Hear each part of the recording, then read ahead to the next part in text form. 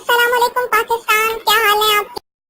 और जो है हम ये देख रहे हैं कि जो लोग हैं वो बहुत ज्यादा खुश हैं कि हमारे मुल्क में इंसाफ हो रहा है।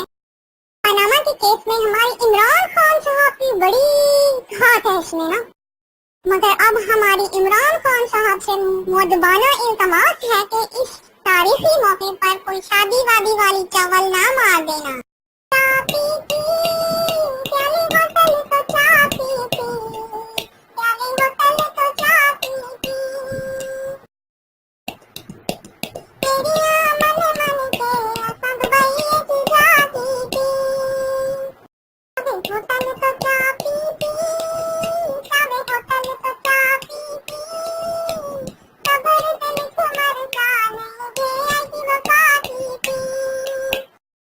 कोई कालिया शराता, कोई कालिया शराता,